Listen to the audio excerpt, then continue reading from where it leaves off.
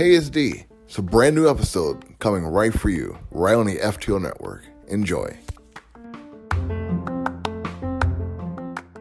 And it's Anton Sixxx, 3 X's from Chessy Controller-Podcast, freshly off episode 200. Woo! 200 episodes for you guys. Right. I'm happy to hear it. And we got the second one live for Table Cheese today, and, we got video this time. Last time we didn't have video. We did not. We did. I'm rocking the mic in my hand. I'm close to inebriated.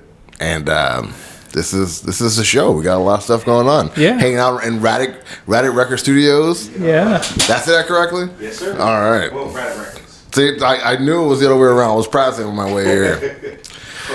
But yeah, we got some stuff to talk about today. So the two things that I wanted to talk about, the first thing I wanted to really talk about was, because we've talked about it on the show a couple times, Gotham Knights. Gotham Knights is now out. It's here. And it doesn't have a performance mode. It is locked to 30 frames per second across all consoles, even though it dropped the last gen version. Yep. And in my opinion, that was when we talked about them dropping the last gen versions. I was like, so you wouldn't have to compromise with making the game. Exactly. But the fact that it is a 2022 game, that it's not like it's blowing the doors off of anything, like it's not more complicated or complex than Destiny, And it's not. And you know what? Like, I watched the gameplay of this, and like, you don't really miss out on much, to be honest with you, man. Like, I have a 4K TV, so I watched it in 4K also.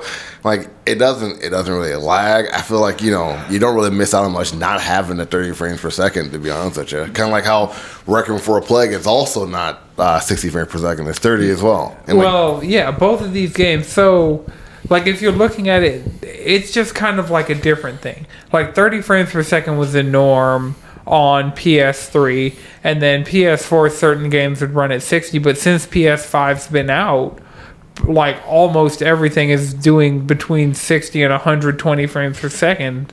And so, like, for this to come out and be 30, it's just not going to feel or play as smooth as, like, other games. And it'll be noticeable because, like, Radic and I, we've played Fortnite that runs at 60 on PS5 and have gone to Switch and played Monster Hunter that was running at 30, and, like, both got physically tired because of the difference in, like, it's something you notice definitely when playing, especially when playing side by side. Like, if you're playing a couple games, like shuffling through whatever.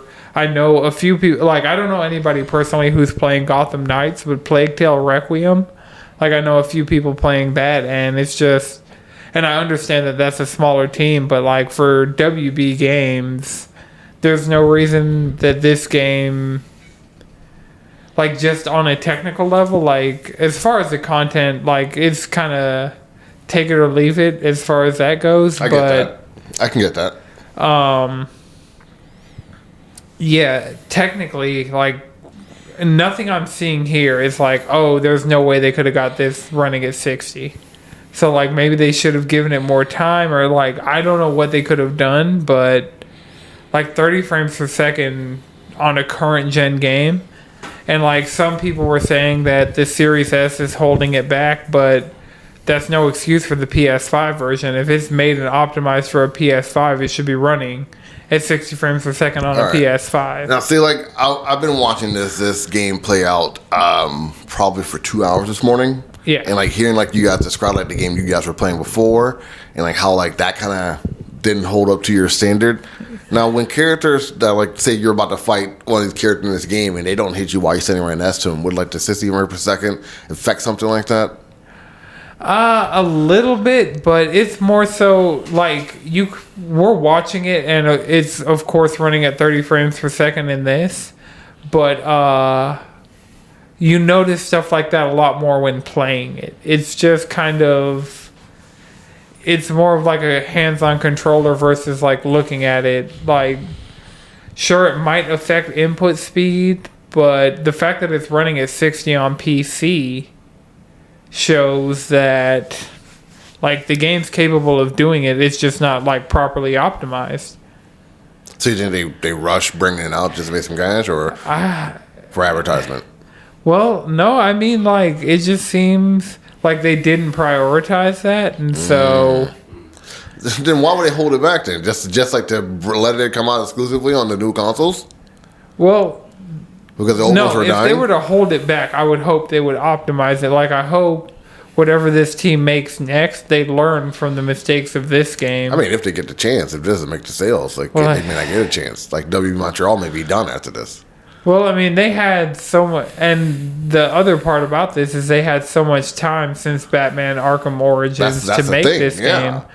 Like, you know, because they've been like the go-to when it comes to all these games, but this is a big mess up. Like, hearing from both of you guys, hardcore gamers, this is a big screw up on their end. And why would they not optimize the game for it could be in such different since that is that way on the PC? And why would they hold it back? Like, they just didn't want to let it out on the old consoles because those were dying. Yeah, but they didn't make the proper changes. They would have gotten more sales if they put it out on the last gen consoles. You think so? Yeah, because I mean there are just that many more of those systems, and like it's Batman IP, so it's gonna definitely be kind of like it'll be a game that'll sell off name recognition sitting on the shelf. So. Are you guys gonna play it anytime soon? You guys gonna are you at least gonna get into it? It's a hard no. Is it because of that one reason? No, well, I mean, this fall is gonna be crazy. We got God of War coming up. Overwatch has been hitting, so like that's exactly like makes me think that's why they wanted it to come out, and this time they wanted to jump in on that money, on those sales, on the God of War and all the other games that are coming out. Like, traditionally speaking, like, games coming out on top of each other like that, unless they're completely different, like Doom Eternal and Animal Crossing New Horizons launched on the same day. So, like, those are two completely different games for two completely different audiences. So, like, those aren't going to cannibalize each other's sales. But I remember when Titanfall 2 came out, it was, I want to say, Call of Duty Infinite Warfare dropped 1 week, Titanfall 2 dropped the next week, and then Battlefield 1 dropped the following week. And Titanfall 2 suffered because it came out between Call of Duty and Battlefield. Even though EA puts out both Battlefield and Titanfall, they put Titanfall 2 out to die. And it did. And but it just didn't get the sales it deserved because it came out between... So what you're telling me right now, like this game coming out this soon before God of War could be a help or a hindrance to it. I think it's a hindrance because, I mean, it's like a AAA... it's a AAA company. Action adventure, yeah, but like for me, I'm not going to buy this game at full price right now when God of War is so close. God of War. Like, why would you do that? And so if I can only pick one, which I'm choosing to only pick one, I'm picking God of War. And the fact that like it is played in 30 frames per second and not 60, that's a more of enough reason for me not to play that game. Right, because God of War is going to have a performance mode that's going to run at 120 frames per second. With upgradable weapons and new characters attached to it, and like a story arc ending that everyone's talking about who's already played it. So I played the first one.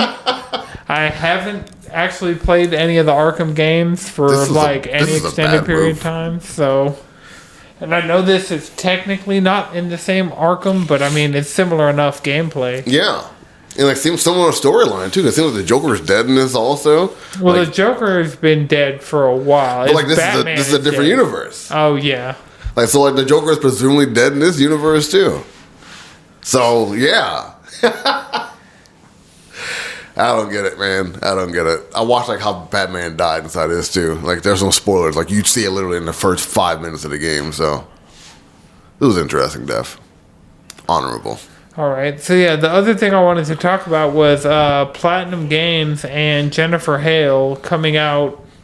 So my current understanding of it, and I'm sure things are going to change, and like if there are any major updates, because it seems like there's miscommunication going on between like her agent and Platinum Games, and it's probably because there's a language barrier, because she said she was only offered $4,000 for flat out, yeah, like for the whole session of the game, right? but it seemed like they were offering her $4,000 to $5,000 per session for 4 to 5 sessions to record the entirety of the game. So that is closer to a going rate of an actual voice actor. Right. So but it just seemed like there was a miscommunication, and so she like called for a boycott, but like since her videos and have come out and like Platinum Games, because Hideki Kamiya, VP of Platinum, like we're talking about Taylor, by the way, right now too, like the original voice actor of Bayonetta, Taylor. Is it Nadia Taylor? Helena Taylor. No, that's the original voice of Bayonetta. She's the one who's saying that there should be a boycott of the game. That she only made 4,000, would make only 4,000 for the entirety of the game. And like Jennifer Hale is taking up the role now, who's also a veteran voice actor for over 20 years, I believe. And she's like saying that people shouldn't boycott the game. Correct? Right, because she's not getting residuals off of it, but like if you spend time and put effort into recording a voice for the game, and I mean she's under NDAs, so she broke those already. Yeah, Taylor did. Taylor broke those NDAs, and like I've also been seeing that Hale says like she's not going to talk too much about it because she's also under an NDA and she doesn't want to break that, but she is calling for some type of civility with everybody to. Like even if you feel a way about this game, don't besmirch people like who are working on this game, like herself included, because they didn't do anything wrong. They're just caught in the middle of all this. Which I can understand like that happening. Like like Hale been around for like I said almost 20 years of voice acting, and like now she's getting caught in the middle of this, and like she's like literally now stuck in this, and like her name's being besmirched because of it too, and like that's kind of sucks, man. Yeah. It just is like this whole storm, like it spread it up over the weekend, and then coming into the week, like it's been developments because like Kamina was just blocking people. Like, that's what he does, right? Yeah, he's infamous for blocking people, but apparently he blocked so many people that like Twitter's like, oh no, he must have been hacked and suspended his account. It happens, man. Yeah. So it's a community. You can't just keep on blocking people. That's not how it works. Yeah. Believe me, I know. I have been there. It's like unfollowing like a big number of people. They will flag that, and you will get your account suspended. So yeah. Oh, I've never had anything like that happen to me. I know there was a certain limit back in the day of how much you could tweet, and then they'd put you in quote unquote Twitter jail. Yeah. During a little story, a little sidetrack from all this. During 2020, I was part of that whole group who were like calling out ACAB. Posting things that like to expose cops in different cities and states, and like doing so, you learn like what to and not to do when it comes to social media, and like that is definitely unblocking or following people on a random, not a good thing to do, not at all. So like that happened with him. He's in Twitter jail right now currently. So well, he's out. News about like his account, it's back up. That's a big thing in today's age though, like to have something get so hyped up that your account gets suspended for a while. Like no matter what reason you say it's for, like your account was suspended during this whole debacle. Like people are gonna remember that. So yeah, that's nuts, man. That's nuts. This whole thing is nuts.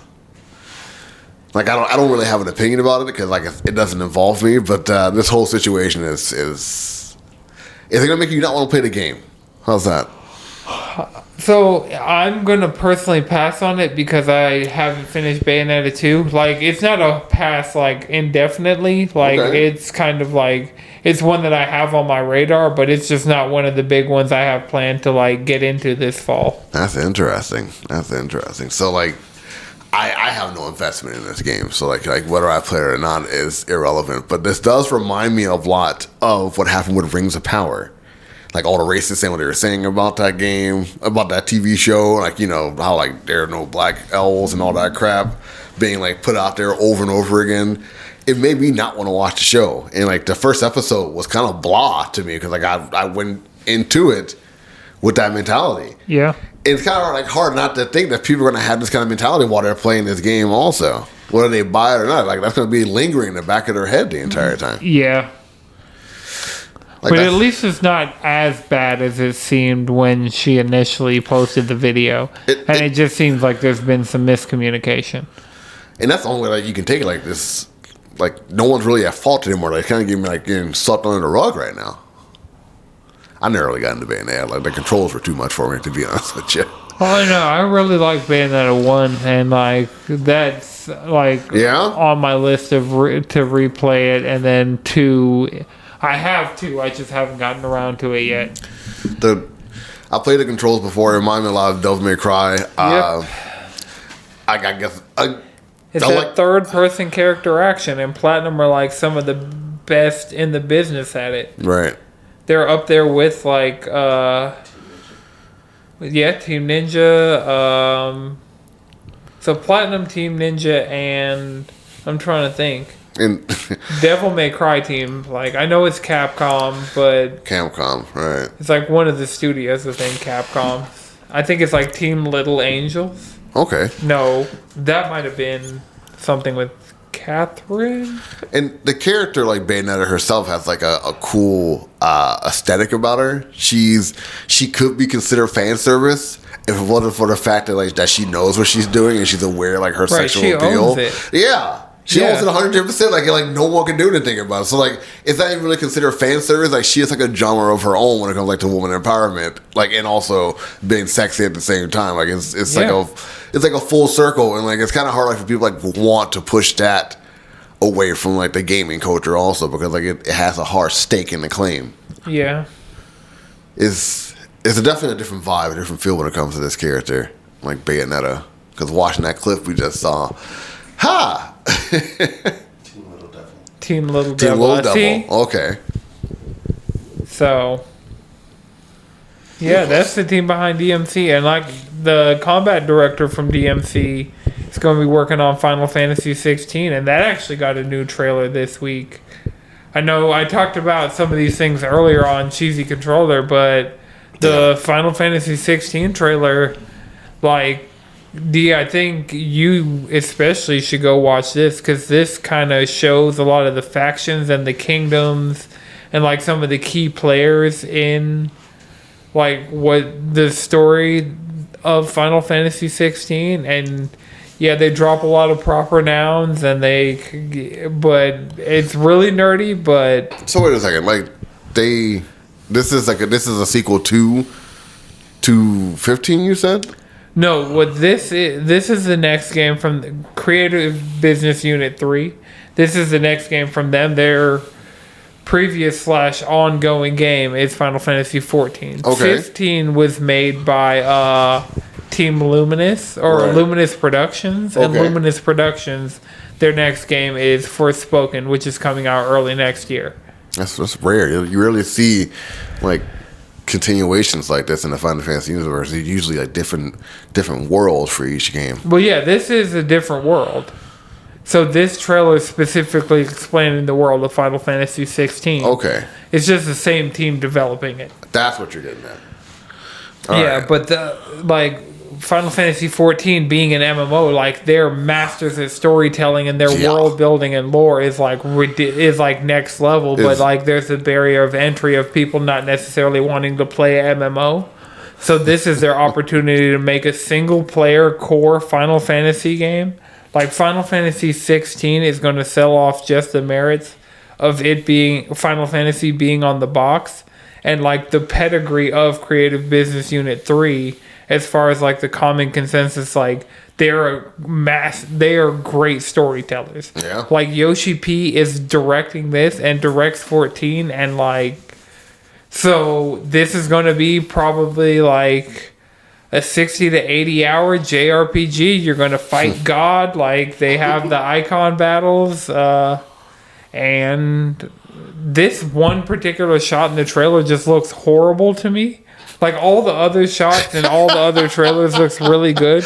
But just that look at how much better this looks than that look. Like, everything else looks fine. But just that one of him walking towards, like... Emerging from the shadows? From the shadows, like, that looks like 14 graphics. But, like, in comparison to how good 16 looks, not being constrained by like the tool set of 14. Like 14's a game that's been around for a while. Like they're gonna be doing graphical updates. Like that's something they've talked about doing before the next expansion. But jeez, like 16 is a PS5 exclusive. Like it shows that it is a next gen game. Like it wears it on its sleeve. So this is gets pretty intense. Yeah. All right. It's super dope, man. Like, all right. The kid, like, so what it, I don't know what they're called, but the icons are the summons, which have been like a consistent thing through multiple Final Fantasy games. And so, like, that guy's Titan. The kid turns into Phoenix. We've seen, you saw Ifrit earlier. So it seems like your main character is going to be traveling from kingdom to kingdom and battling. So I don't know if she turns into Garuda or Shiva. But, because, see, they have the Garuda, but then they have Shiva right there. And Shiva's also blonde, so... This is nuts. Yeah, and so like if you look at the combat, it has that third-person character action. It looks like a fighter. Yeah, it's coming from. The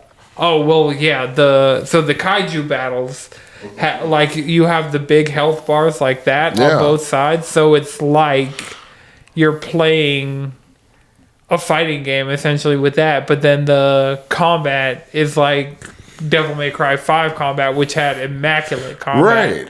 So they put like a lot of things into this game. It looks like, they're putting like all good things. Like the composer is Soken, who composes for Final Fantasy 14, and his music fucking rocks. So wicked. Yeah, this is definitely my most anticipated game, and like getting a new trailer for it. Like this is the third trailer, and every trailer has just had me hype. How have I not heard anything about this yet? Did it just drop today? No, this one dropped Wednesday. Wednesday? What the fuck? This is literally my first time hearing about it. But yeah, so it's that, like, that's my most anticipated game of next year. My most anticipated game for the rest of this year is Crisis Core Final Fantasy VII Reunion. I'm really excited for that. Like, I definitely want to... I've played through that game multiple times on PSP. I'm super excited to play it on PS5. Like, Zack Fair is just the GOAT, you know? That's nice. Look at that. And, like, the fact that they replaced all the models and, like, redid, like, so many of the textures across the game. Like, this is almost... Like, it's recognizable because it's the same game. Like, it's the same thing under the surface, but like just the quality in game has increased so much. Like the fact they're like, I'm willing to bet this game has a performance mode that runs at 60 FPS. It has like a lot of the 14 elements inside of it, but it looks exactly still kind of like the original. This actually plays more like a Kingdom Hearts game. I can see that as well. Yeah. Versus like more of the like. Even the action combat of... Because it's even different than 7 and 7 Remake. Like, those have kind of their own systems. But this Crisis Core was kind of the test bed for the technology on the PSP to then do Birth by Sleep.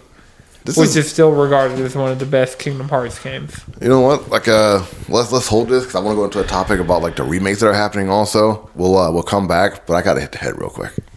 Okay. Sorry to do this to you guys. All right, we are back. Sorry about the impromptu break, but we were getting into like the Final Fantasy and like it's a Crisis.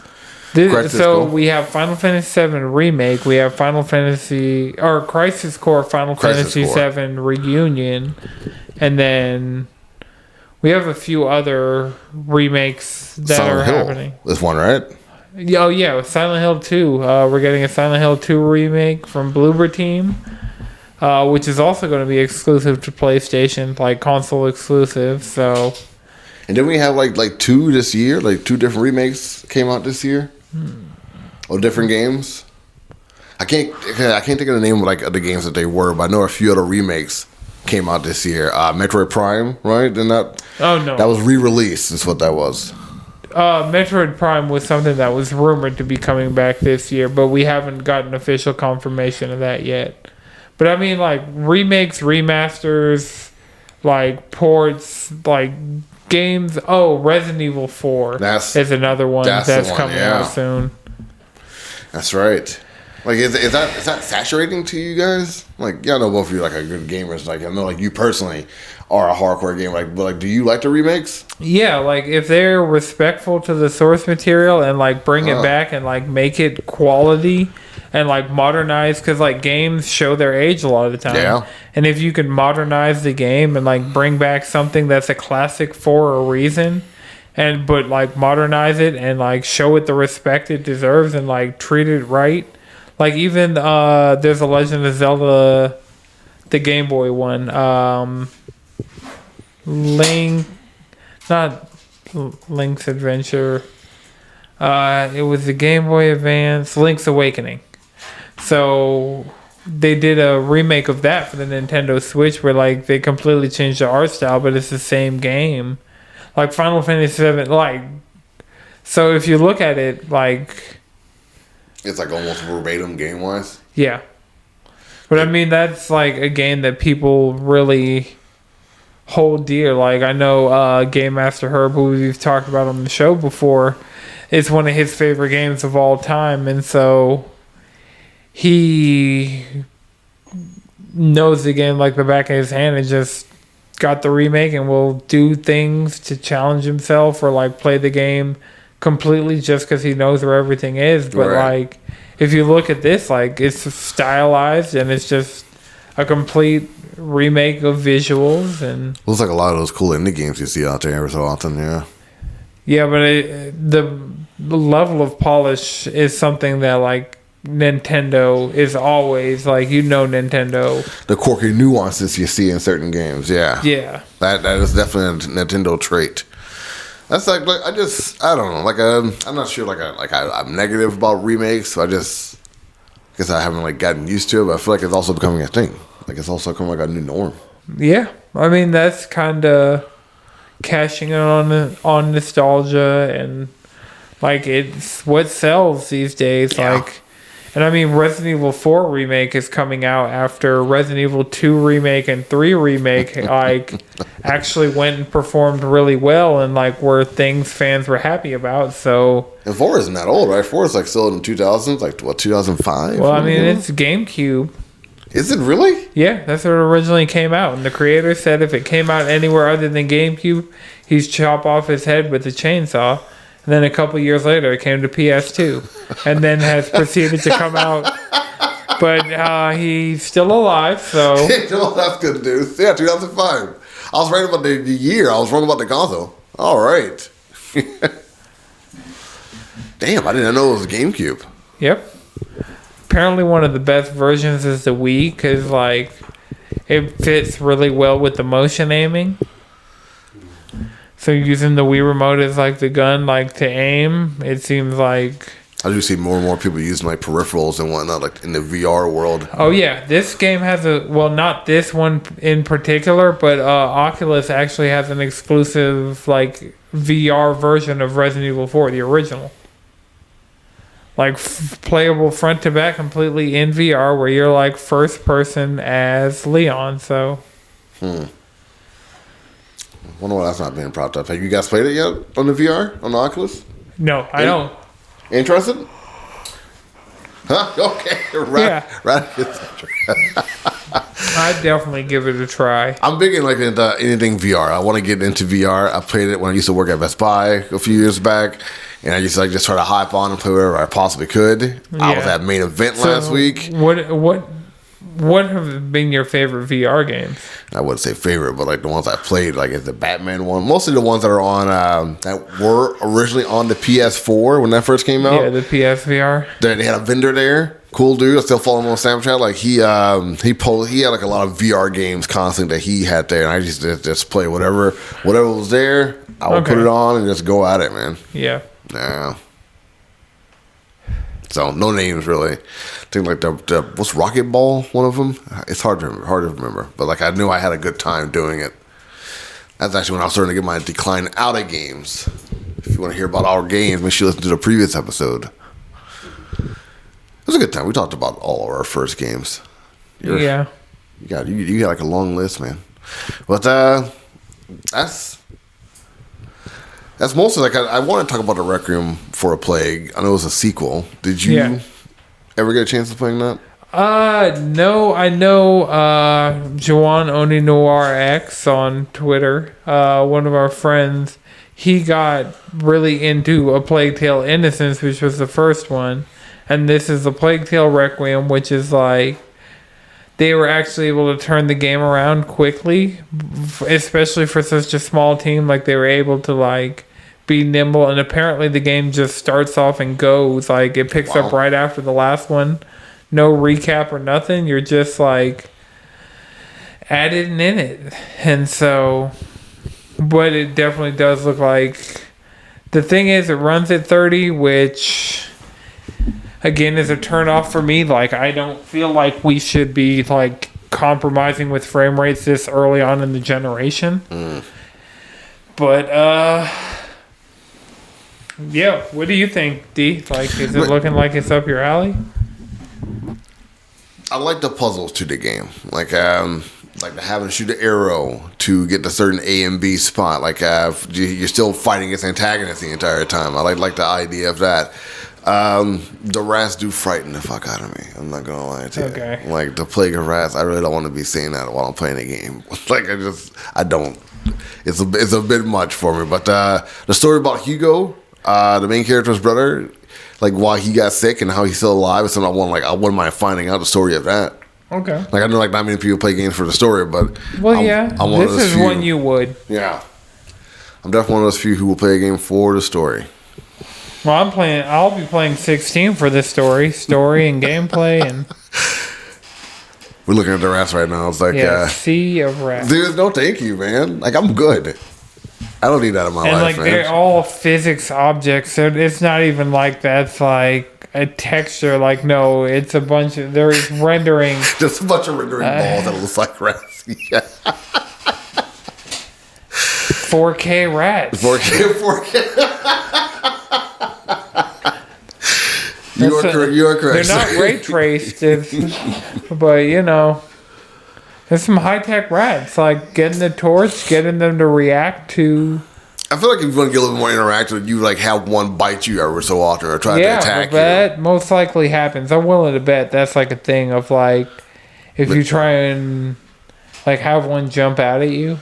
But I mean, they're afraid of the fire, so... Like, using that as a mechanic, like having their eyes in the darkness and everything, like... It is interesting. I won't deny that. I can see why people are talking about it. I see why they're playing it. I do feel like this is in the same wheelhouse as Stray, but like not as popular as Stray is going to be because of the plague of rats. But if people are talking about scoring, I could be wrong. You never know. So yeah, shows what I know. Anything else you want to touch on?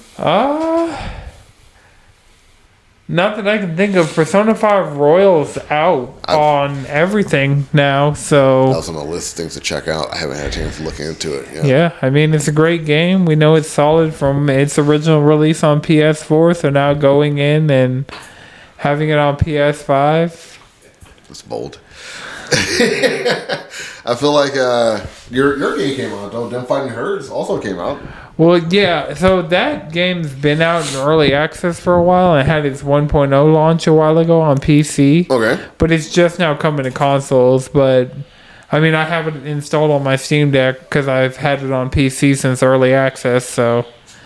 But I know it's like a rollback fighting game, but it's just... And it has crossplay now, so... I posted it on Twitter, and someone actually knew about it, and was excited that I was talking about it because they got some more exposure because apparently it's not getting very much right now. But yeah, it's not the most mainstream game, but it has an audience. It does have an audience. It is very definitely geared to a certain My Little Pony crowd, looks wise, but like that you and told the hardcore fighting game. Yeah, you told me like the hardcore guys are also like fighting games are into it.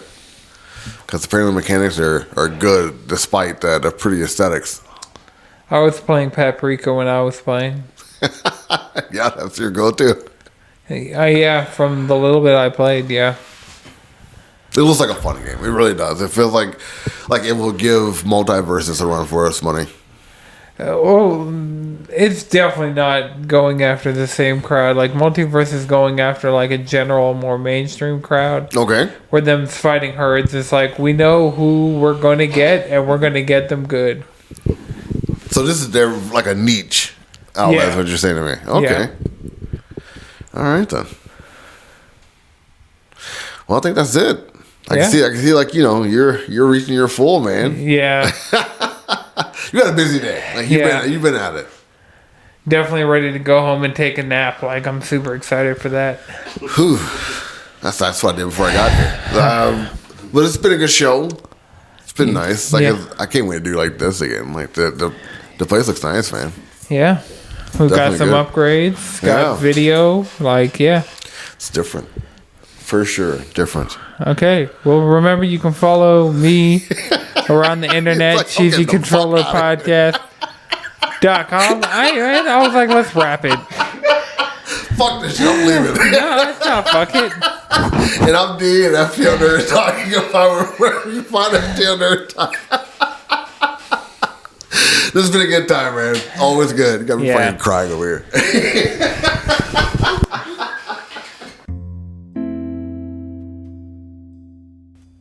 Hey guys, Dee here of FTL Nerd Talk.